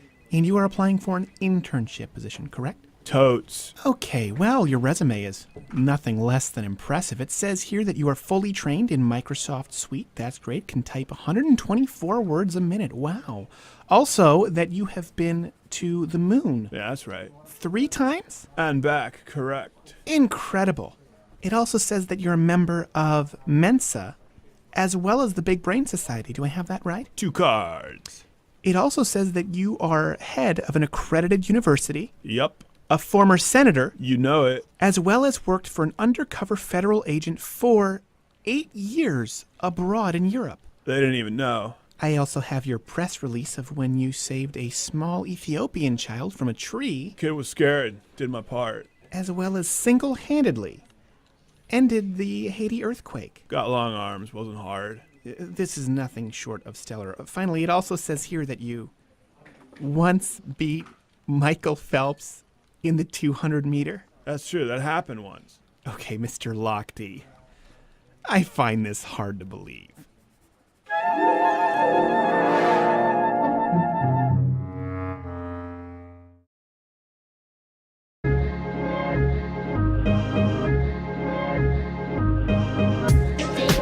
Wake up, it's fly. Reach the wizard.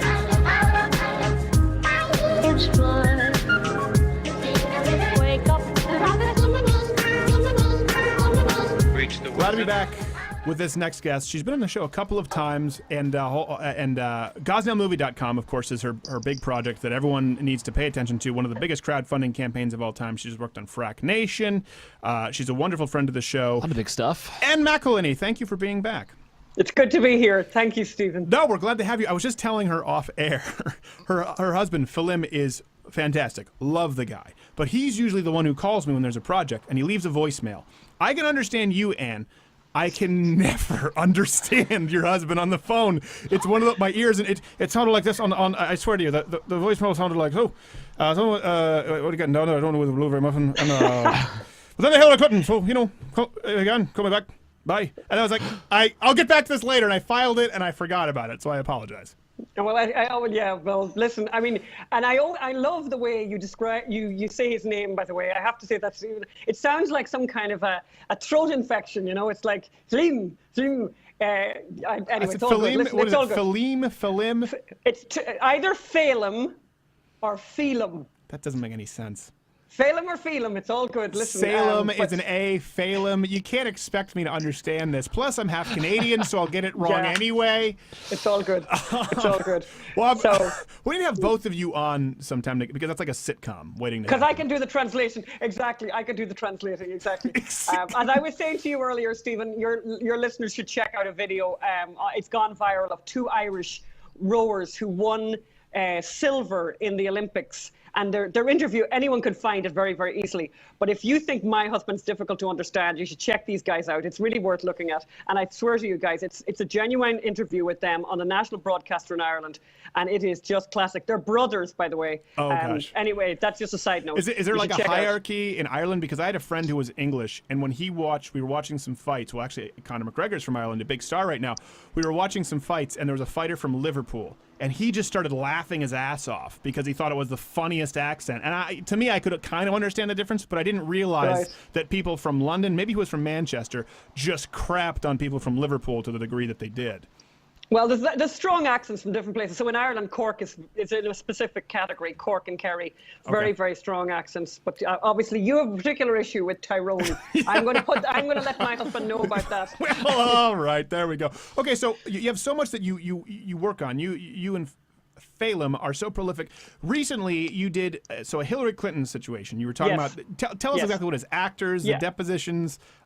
So basically, and anyone can find it online. Clinton emails on film. What we did was Judicial Watch had managed to be able to depose a lot of Hillary Clinton's staff. These depositions were recorded and filmed. However, Clinton's lawyers were able to have the video of those depositions with Cheryl Mills and Huma Abedin, etc., to have the videos suppressed. So what we decided to do, or Phelim decided to do, was to get the transcripts of those depositions and hire actors here in Hollywood and to basically recreate the depositions. And they're available online. They're on YouTube. About 500,000 people have watched so far. So check them out. You can find Huma Abedin, you can find Cheryl Mills, Steve Mullen, Unbelievable, the testimony, unbelievable stuff. So we did that. We crowdfunded it again. As you know, Stephen, we're very fond of crowdfunding. We like the idea of having the public say they want stuff that the mainstream media won't bother doing. So, you know, $52,000 came in from over 1,000 people, and we're super grateful for that, because I think it's history worth recording. Right. And we're living through this quite extraordinary history every day with new revelations. So I think it was worthwhile doing. And for anyone, it's there forever. They can't how are you able take to it down. How are you able to cast that? And I have to imagine that Lena Dunham turned down the Hillary Clinton role pretty quickly. Isn't that a shocker? Isn't that just the most extraordinary shocker? Yeah, we love that girl. Well, you know, actually, we have some stories. You know, we had people, you know, because obviously out here in LA, you have, you know, every time you go for a meal, like anywhere, or you go get your hair done, or you get anything done here, the person is not the job they say they do. You know what I mean? Right, yeah. So it's like they're a hairdresser / actor, voiceover actor, mime artist, singer, you know, want to run their own band or whatever. So there's an awful lot of people, and I don't want to make fun of them, actually, because I think it's a really great thing. People try to, you know, to perform in the arts and whatever. So there's an awful lot of people here who'd really like to act. So when you put out a casting call, you get a huge response, and we did get a huge response. And then what would happen was we would make it really clear. We're like, do you know what this is about? Do you understand what we're doing here? This is the verbatim testimony of these depositions. And what suddenly happened, Stephen, shocker, just blow me down with a feather here. People said, oh, I don't want to have anything to do with that. Oh, I wouldn't do that. Yeah. And this is turning down a good day's work, you know, doing the thing that they really want to do. However, it's worth saying that the actors who did turn up were fabulous, and not all of them, by the way, were conservatives. There were, you know, really good people, open-minded people who felt that this was important and wanted to do it.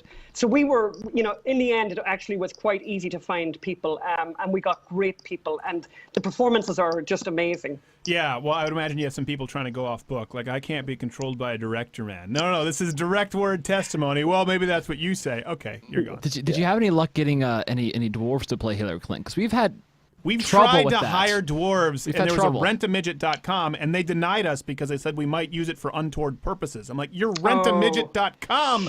What purpose could there be?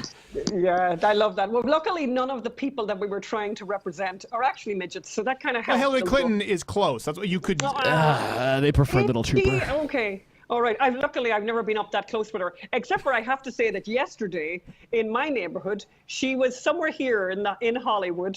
In whose house was she in? Not Justin Bieber. No, which is the one? Must have been a big house. Beale. Yeah, Beale and Justin Timberlake, because Leo DiCaprio was going to host them, but he had the scandal with the was it Malaysian embezzlement? So I was driving yesterday morning. I was driving my husband to the airport. He's giving a speech about fracking tonight in Canada. And I'm on the way to the airport thinking, this is bizarre. This is like, just makes no sense at all. It took us forever. I thought we were going to miss the flight. And of course, I come back and meet a neighbor and say, what was that all about? Oh, Hillary Clinton is in the neighborhood. So it's like, okay, that makes sense. Yes, that's Hillary Clinton, that's her security, and that's her army of pharmaceutical representatives to inject. Correct. Sorry, not to feed the conspiracies. I'm joking. Naughty. I know. Well, listen. But we love it. Yes. The least of her problems is any kind of an epileptic disorder, believe me. So that's not what we run with here, but it's fun.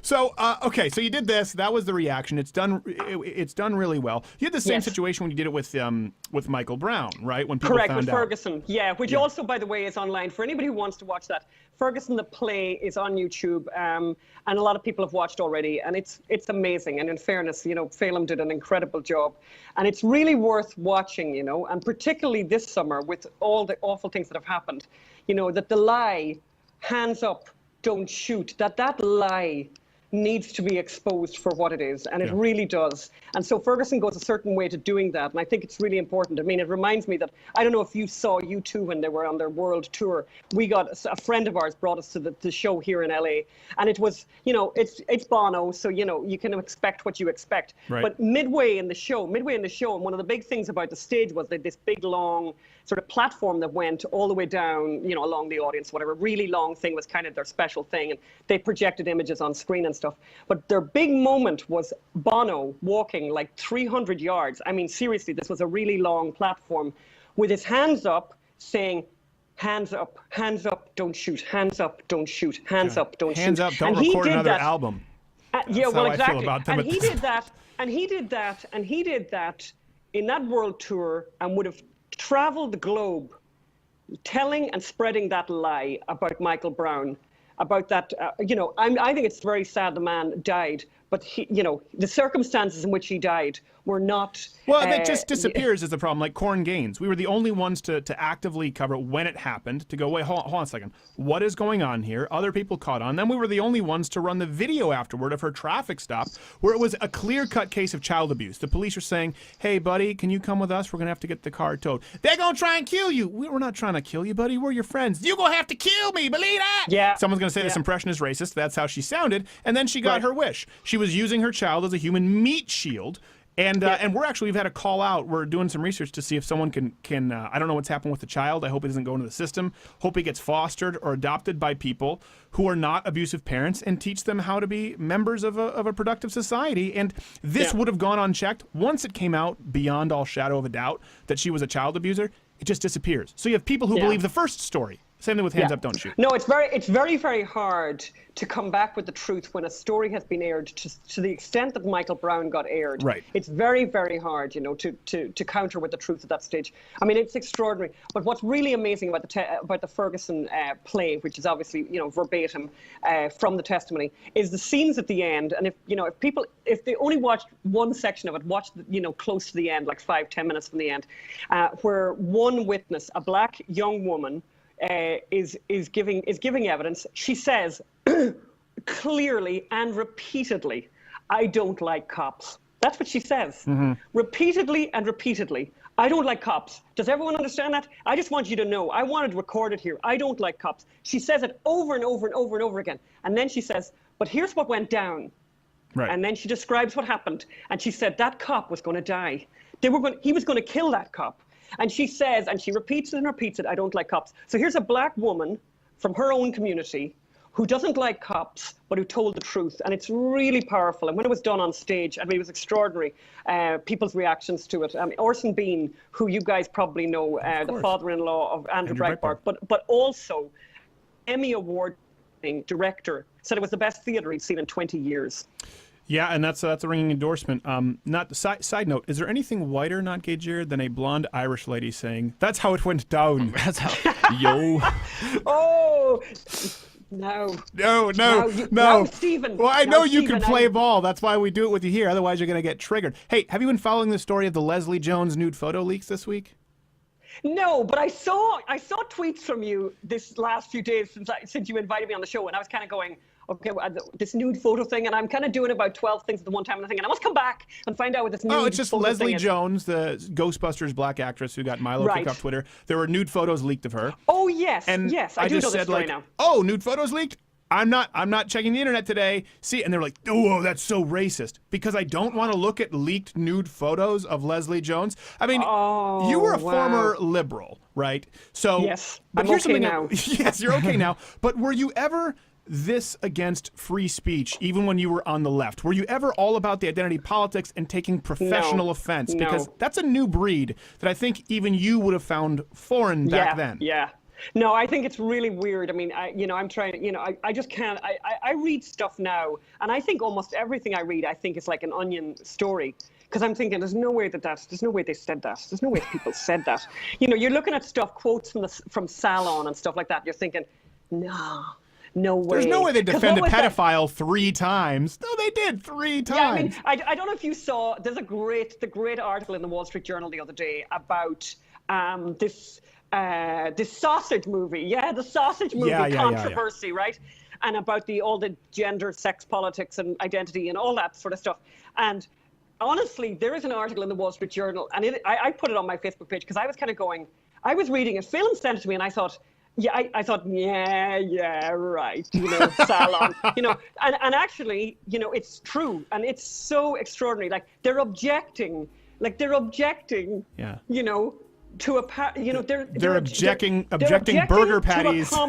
They're objecting to a comedy, but their objection, and I said to Phelim, I didn't even know what subcategory this was, because it's satire, but it's even worse than that, because it's like satire on yourself As Right. opposed to satire normally goes out towards society, but this is a satire on Well, yourself. hold on. I know, not to make the woman joke, but you can't get this. You can't get this broad to stop talking. We'll talk with her more after the break. And McElhinney, stay That's tuned. Me. No, that's me.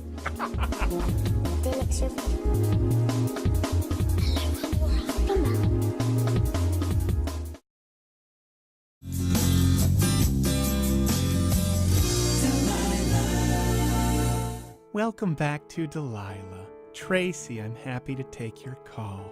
Oh my gosh, I'm such a big fan. I can't even believe it. None of us can. What can I help you with today? Well, I have an urgent problem with a fire. Oh, are things getting hot and heavy at home? Sometimes those passionate relationships are the flame that burns brightest. No, I mean a house fire. Oh, there's nothing like making a loving house a home. No, an actual house fire. It was electrical. My house is on fire. There's nothing I like more than, on an autumn evening like tonight, opening up a book and curling up with a glass of wine by the warm fire while I listen to the tunes of Billy Joel. Do you like Billy Joel? No, the only reason I'm still on the phone is because I'd already dialed in and you answered, and I need someone to call the fire department.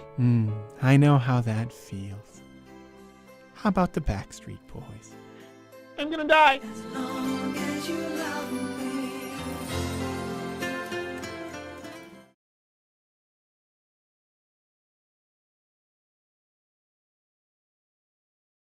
When it's time to party, we will party hard.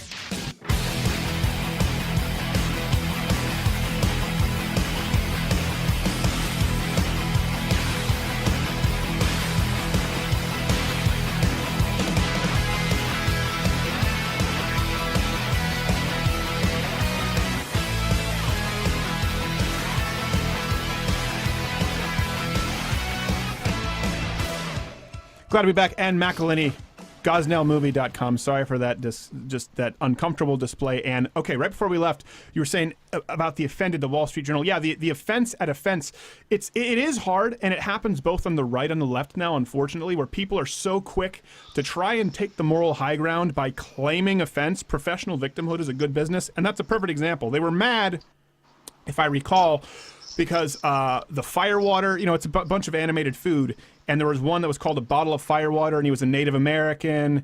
But there's also a problem with the Latina. Who was a the taco. Latina sausage should have been some kind of so the Latina is, what's that? Yeah, is a taco, but it should have been better. It was kind of degrading that it was a taco. Should have been kind of a higher grade, maybe like a, I don't know, like a Frankfurter, but then that's kind of offensive to Germans. So, they were writing like this. Right. They were writing like this, and they had a previous review where the person had reviewed the film, and then they withdrew that and apologized. And they didn't just apologize, they wrote like 2,500 words of an apology about all this Latina taco controversy. That's and like as somebody said, trying to email length. Oh, it's like, but as somebody said, like not that long ago, our forefathers, fought and died for things that really mattered. And they their minds were exercised by how do we end TB? Right. And things like that. And now they're protesting RuPaul for using the word tranny. RuPaul, talk about Patton Oswalt had a bit about that. Who's a liberal? That's nice. Was like RuPaul used the word it's like this is the tranny, and they're offended now. I thought trannies were allowed to call themselves trannies. I thought they owned that language. We're gonna have to censor you. Only they can say they're tranny. going to come after me. They're going to. Pretty soon you won't be allowed to say taco, however you say it as well. We have to get that job. Okay, so speaking of miracles, you've talked about fracking a lot, and people know your story. You were sort of anti-big energy, and then you were converted.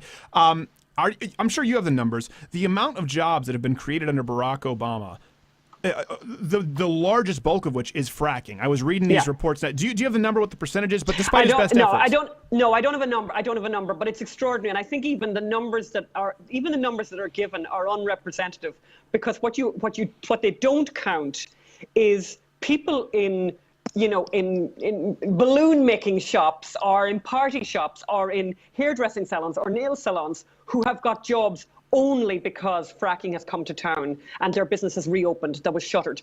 So I think the transformation, and it's funny, it's a very interesting thing that you bring up fracking right now, because I just think in all the noise of this election, and we're, you know, this is something we could talk about, maybe not today, Stephen, sure, but in all the noise of this election, I wish people would talk about the issues, because here's what I know.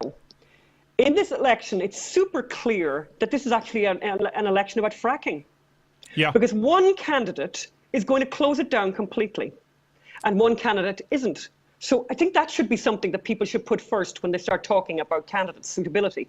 There's another candidate, by the way, and we may get on to talking about Gosnell. There's one candidate who thinks it's great, good, and something important that in America you can kill a baby in the womb up until 9 months. Yeah. One candidate believes that strenuously, courageously believes that, and will fight for that, will fight to the end for that. And one candidate doesn't. Right. I wish people would talk a little bit more about that, because I actually think, to me, actually, that really matters a lot. Sure. I think there's a lot of people for whom that would matter a lot. It matters a lot to me. 9 months, you know. Yes. And I just think we should maybe talk a little bit more about that. And I'm disappointed by conservatives getting distracted. I am disappointed by conservatives who pivoted when Donald Trump was very disappointing on an answer on abortion. And he actually canceled a show with one of my friends because this person said, you know what, I was disappointed by his answer on this. And everyone got furious. So I think you're right. I think now it's come to light. But I also think because it's so important, we need to hold their feet to the fire, Democrat or Republican. And there's been a lot of missteps on the right with that as well. Yeah. Yeah, but I just think it's an interesting one. And you know, you're just talking about fracking. Yes, fracking. No, I was talking about abortion. The answer, you know, on abortion. But I agree with you. Listen, I've always said this. I am a Christian. I don't go out and I don't preach on the show, right? I think you have a funny show, you have a show people want to watch, and you try and be the best example you can. Now, it doesn't mean that I'm a single issue voter. However, the life issue is a closed-handed issue. I can't vote for someone who is, okay, abortion up until birth, like a Bernie, like a Hillary. And I'm amazed that we've talked about this, not Jared and I, a lot of even homeschooled young Christian kids who said, well, Bernie is about social justice, but he was even worse and said up until the day of birth, I believe it's the woman's right to choose. And I don't know how anyone who respects life could be on board with that. Yeah, I mean, you know, I can't really add anything to that. To me, I just find it extraordinary. I'm amazed, but of course, it reinforces this idea of how incredibly in the tank the media are for Hillary Clinton. Because to me, it seems like a killer question. To me, it's a really killer question. Are you saying, you know, one of my colleagues here, Magda, she has a great phrase, a great way of thinking. She says basically, isn't it incredible that this is something that you would get out on the, you know, it would take an awful lot, Stephen, for me to get out with a placard on the street. Just, that's me, right? I find the whole idea of protesting tough. But that you would be someone who'd protest for the right to kill a baby at 9 months. It's kind of amazing, right? So I think to ask someone that who wants to be president of the United States, I think it's a really good question. I think it's a question that people would find very, very interesting to hear the answer to that. And I just wish somebody did ask her that, and I wish we hear more about that. And I worry actually that there'll be debates and that won't be asked because they won't ask. Well, I think a big part of it too. Bothered up with other stuff. Yeah, I think a big part of it too is, you know, we've talked about this. We've had John Nolte on today and Curt Schilling, who are big Trump people. We had Ben Shapiro on, who's not very pro-Trump. I think it's a question that's important. It's imperative to the character of our nation. And it does disappoint me, I think, a lot. You see with this sort of populist Trumpism, they said, well, we need to abandon that completely. I understand pro-life isn't necessarily a winning issue that you run on, but it's an important issue. Yes, yeah. And I think it's, by the way, I think all of these things go to the beliefs of the candidate. And I think the beliefs of the candidate are very important. I think people need to have them laid out very clearly. And obviously there's nuance here and there and whatever. But things like that, I think it's a very clear thing. Of a candidate. I don't think Hillary, unlike Barack Obama, I don't think Hillary Clinton actually believes anything. I think he was an ideologue. I think what's the poll today? And then she consults with Beelzebub, and we get our answer. At McElhinney, we have to go. GosnellMovie.com. Speaking of that, where else can people find you? They can find McElhinney on Facebook, GosnellMovie.com, as I said today, and we still are collecting. We have to go, Ann. You talk so much. We need you again for another segment next week. Ann McElhinney, we will plug her again.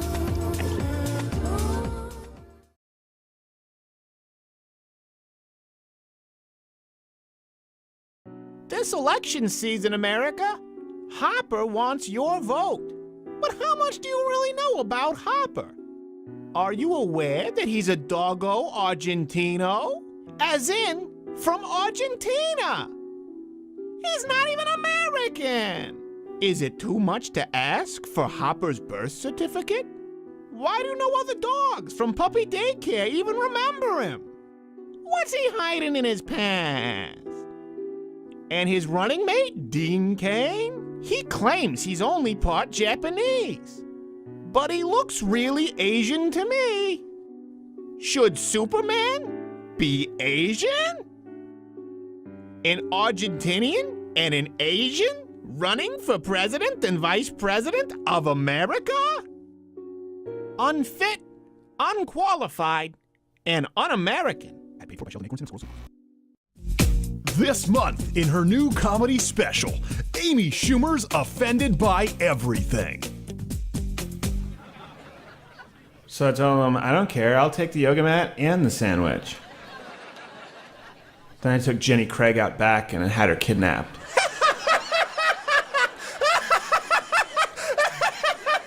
Jenny Craig!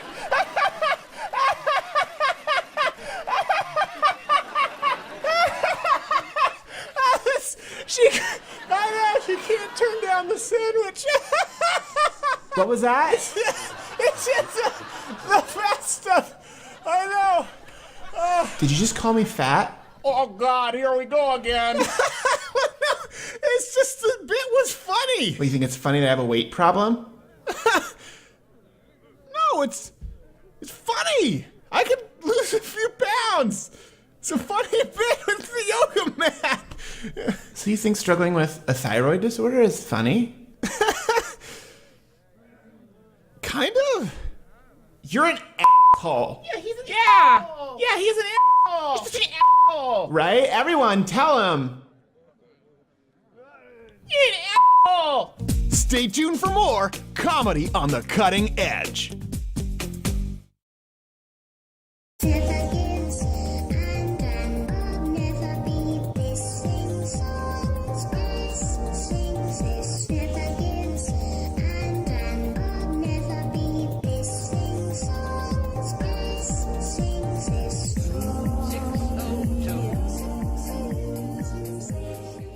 Glad to be back. Third hour coming up after the break. We will have John Nolte, who people love, have been requesting John Nolte. I'm your host, Stephen Crowder. Producing with me in video studio, as always, is Not Gay Jared. Follow him on Twitter at NotGayJared. I fulfilled my legal obligations. Draw your own conclusions.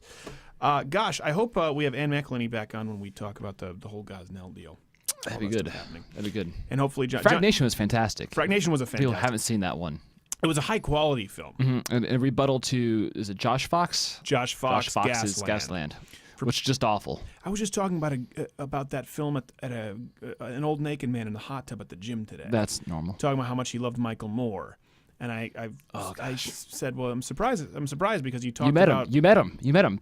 The one Michael Moore fan. Yeah, the one Michael Moore fan. But he was shocked when I told him about Roger and Me and how Michael Moore actually got the interview with the GM and claimed that he didn't. And that he's like, really? Huh?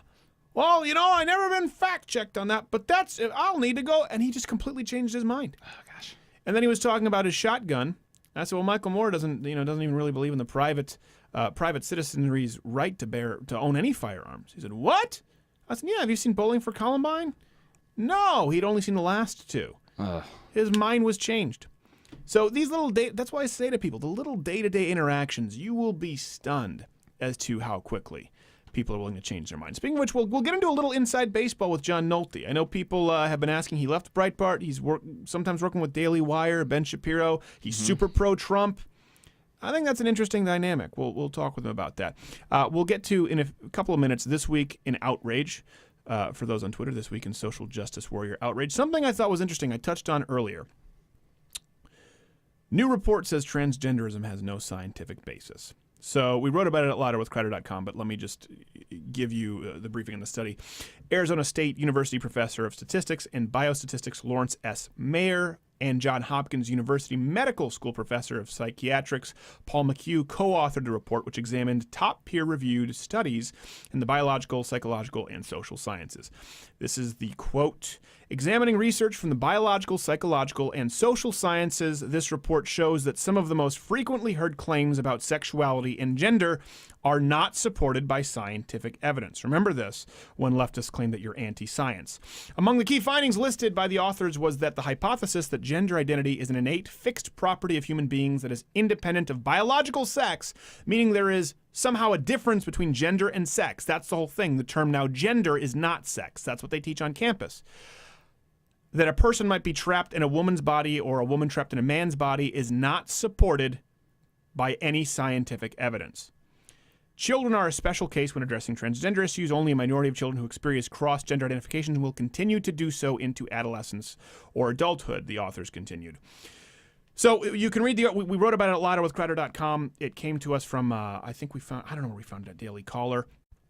This is important to note because the left will always tell you that you are the anti-science party. We're going to do a big video on the climate change. You're a climate change denier. Remember Bill Nye. Bill Nye.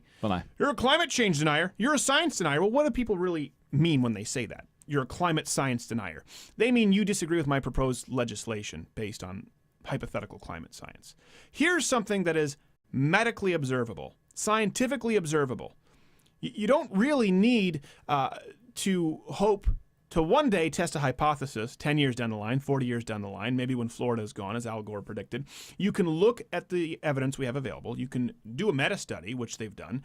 You can track whatever neurotransmitter activity, what's happening in certain portions of the brain, whether it's the frontal, was it cerebral cortex? We had Dr. Boniface on talking about the portion that creates this idea of self-awareness, your perception of yourself. You can observe these things. That's science. And the science on this is becoming more and more definitive that despite what they teach on college campuses, despite what they mandate over there at ESPN, you say, there is no gender. There's biological sex. There are extreme cases, whether it's hermaphrodites. We all acknowledge. Let's not go to the outliers, which leftists try to do to prove their mainstream science.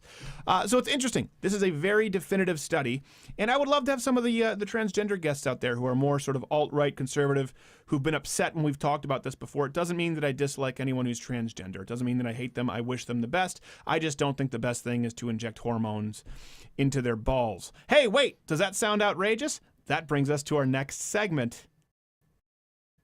This week is Social Justice Warrior Outrage. Oh, dear God! Oh, nice little intro there, Jared. There we You're go. working on that this week? I've been working on that. So this week in Social Justice Warrior Outrage, we have a few stories to get to. We were doing so many of these stories, we said, we have to condense this down to a segment. Yep, as promised. As promised. Let's recap the first one. We talked about it in the first hour. Of course, the dildos there at UT. People are so outraged that Americans are exercising their Second Amendment rights that they decided to wave around dildos because one does. Bring that back up, Jared. Something that you should note, if you look at these tweets, all these stories, it's illegal in Texas to to display sex toys, but not guns. UT students are staging unique protests of campus carry. 2 likes, 1 retweet. The interactions that come from these leftists, I'm always wondering if they've bought these accounts. Again, this proves nobody really cares about the people throwing dildos around in Texas. They're outraged because they're professionally outraged. If it wasn't someone carrying guns, it would be the fact that somebody was born a white male. Let's go on to the next story where people were outraged. Oh, Hope Solo has been suspended 6 months. This happened this week. Soccer player, I believe, because she said that the Swedes were cowards.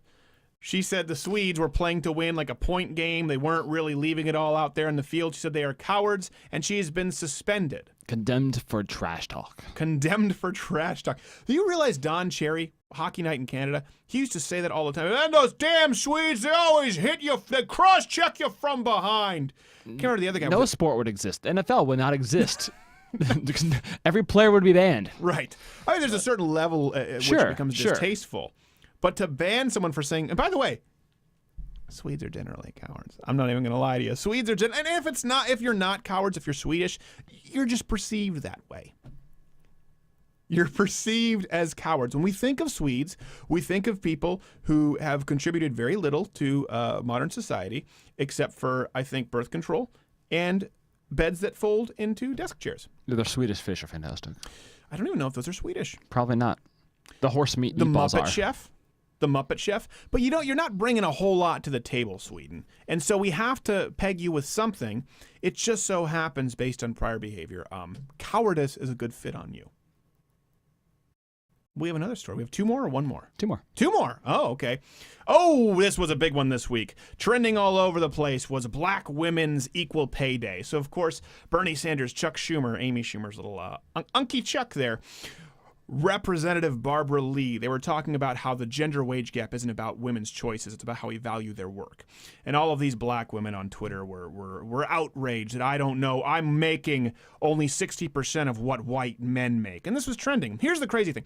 Of course, it's completely untrue. Right, we know this. Of course, it's completely untrue. It's not because you're black. It's not because of the melanin in your skin. It's because of level of education. It's because of the field that you chose to go into. Someone who gets a bachelor's and chooses to go into social work is not going to do as well as somebody who chooses to go into a very advanced science field that requires years upon years of schooling and then has a specialized job position available. Really easy. Gender pay gap, myth. Google it. You can find information within. We've done videos on it. We've done videos on it many times. It is completely false. It is very, and I will give it no ground. None. I even have some friends or relatives who are kind of conservative. Like, well, that's true. I say, nope, it's not true at all. It's one of those things you don't need to give them any leeway. It's completely false. Here's the scary part. Bernie Sanders, Hillary Clinton, your representatives are tweeting this out. So you have a decision to make. Is Bernie Sanders an absolute moron? I don't think he is. Or is he dishonest? Is Barack Obama an absolute simpleton? Or is he lying? Is Hillary Clinton functionally retarded? Of course she's functionally retarded. I had to do it because people were asking about the impression. By the way, PC's beard, shout out. One of our biggest fans. Apparently he needed a shout out. I haven't seen him in a while. I've seen him on Twitter a little bit here and there. Hopefully he's doing well. PC's beard. We PC. love you. Are these people idiots? It's not the fact that a bunch of dumb Twitter mobsters and hashtag warriors are carrying misinformation out into the blogosphere. It's that the elite, the representatives who know better, are spreading this misinformation. So you have to decide, are they stupid or are they liars? And that's really important because I don't say that about every single issue. I don't say that if someone believes in climate change, they're an idiot. I think that you could probably look at some science on both sides of that, and I think that there are people who make compelling arguments on both sides. There is no compelling argument to substantiate the wage gap myth. None anymore. And Hillary Clinton is smart enough to know that. But she's going to go out and parrot this anyway. That's the concerning part. Not the Sean Kings of the. By the way, when I saw Sean White was trending, I always think that was a play off someone's taken the leak out of Sean King. But no, it was actually Sean White was trending. We have one last story. One last one. Yep. One last story. Oh, Leslie Jones, the big black lady from Ghostbusters. So, okay, nudes of her leaked. She was hacked, which is horrible. By the way, just for people, maybe if Hillary Clinton's listening, iCloud is not a secured server. I just want people to know that now. Don't store your nudes on iCloud. Now, is this a horrible violation of privacy? Yeah. Do I think it's terrible that they did this to this person? Absolutely. I tweeted out, oh, nude pictures of Leslie Jones are on the internet today. Nope. That's what I tweeted out. That I was leaving the internet. I didn't want to see them. Right away, the tweets came in. Racist. How dare you say that? And I was accosted digitally for not wanting to see a woman naked. It's not enough for you to say, wow, this is terrible that someone was hacked, but man, I don't want to see those naked pictures. It's not enough for you to say, okay, I get it. I defend her right to privacy, but I don't. You have to care. You must agree with other people's definitions of beauty. This is what happens in social justice left. This is why they're constantly outraged. It's good business to be outraged. You make more money if you're a professional victim now. Why work hard? Get it? Just claim victim status, and there's a grant or a scholarship somewhere. John Nolte coming up next. Next.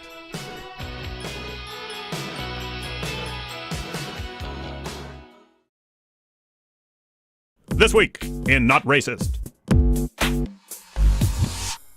Oh my God, did you hear about Leslie Jones? No, what happened? Her phone got hacked and there are nude pictures of her all over the internet. Oh, God. Oh, no. Remind me not to go on the internet today. Why would you say that? What? It's clear why I would say that. It's unbelievably offensive. What? How is that offensive? So you don't want to see her nude pictures just because she's black? What? No. No. I don't want to see them because she's heinously unattractive. Because she's black? No. I've seen plenty of naked black women and liked it. I watched Monsters Ball. Oh, really? Okay, so you're not racist? No, she's just ugly. Okay, well then how about you prove it? All right, fine. Show me the naked Leslie Jones pictures. Wow, I can't believe that you were willing to perpetuate rape culture so quickly. Okay, how do I get out of this one unscathed? What do you want to pin this on today? Is it racism or sexism? Well, today we're definitely focusing more on sexism. Okay, put me down for because she's black. Good choice. This has been This Week in Not Racist.